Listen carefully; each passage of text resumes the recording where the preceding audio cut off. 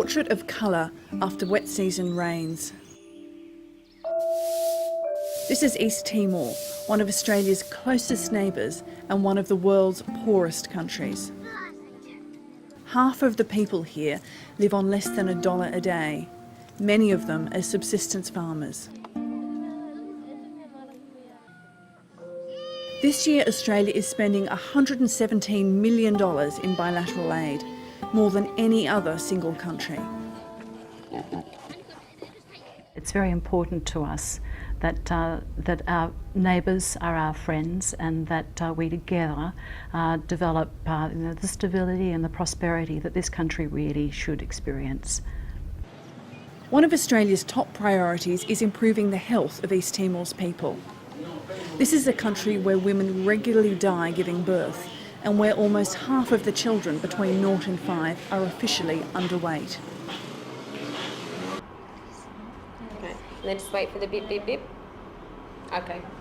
In this clinic in the capital, Dili, Australian midwife educator Florence West assesses one of her students. Wait until you feel it. If you can't feel it, then we need to move closer to the heart. No, okay. AusAid has invested around $230,000 in this program to upgrade the skills of midwives in East Timor, So our heart's on the left, part of a focus on improving the health of mothers and their children.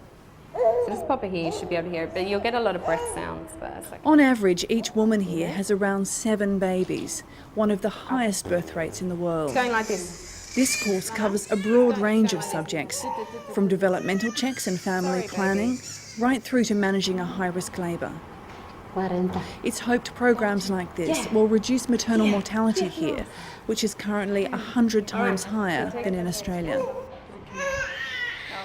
One of the biggest killers of women in East Timor and in any developing country is not having a skilled attendant at delivery, meaning a person skilled in obstetric emergencies and managing neonatal resuscitation.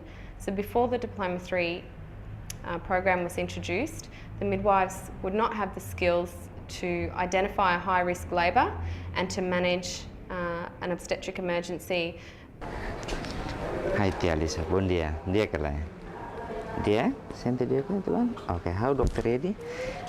Emang nebe mak responsabel ba itebot ni operasaun, nebe halu itebot la senti moras. Okay? Dr. Eddie Brandown is a man making history. He'll soon qualify as East Timor's first anaesthetist. His role is so important, his colleagues joke he needs bodyguards. Here in the National Hospital, he and his surgeon colleague Dr. João Ximenez are doing their final checks before today's operation.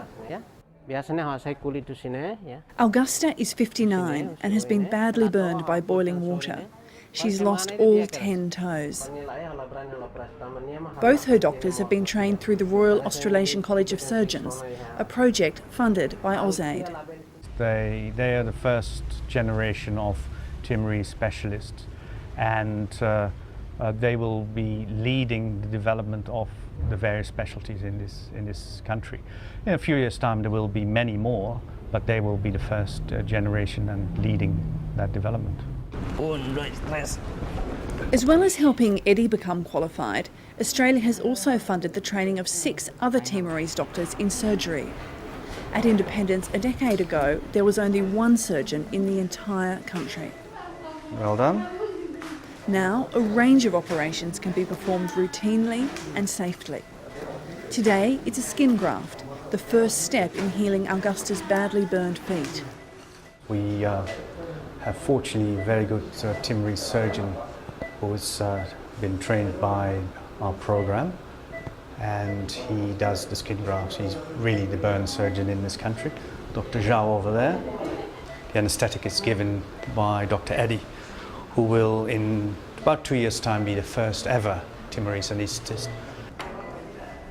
Qualifying as an anaesthetist takes a long time.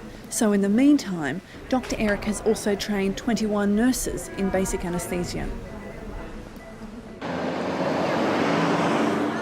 It's here in the districts where 95% of the population lives that the benefit of the training is being felt the most. Now, for the first time since independence, operations like caesarean sections can be carried out. In Maliana, 3 hours drive from the capital Dili, AusAid has funded the training of 3 nurse anaesthetists. Romaldo de Cunha is one of them. Every hospital in East Timor now has someone like him. For training tianene, ya perkembangan kita ke luar biasa.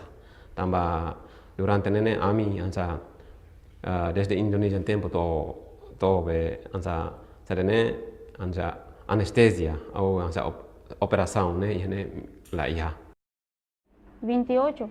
Solo para abajo solo. Amelia Barreto is one of a kind.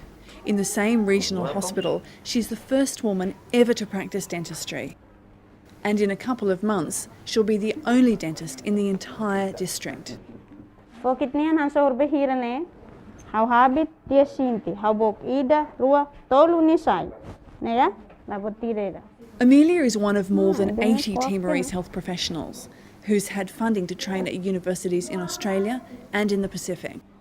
The scholarship program is a very important part of our assistance because it really does focus on those people who are going to lead the country in the future, in whatever way it is, as people who will help to build a curriculum, as people who will have particular skills in health. For instance, we trained the first ophthalmologist for East Timor. For more than a decade, Australia has supported the health sector in East Timor. In that time, there's been a 10-fold increase in access to services. The long-term investment here continues.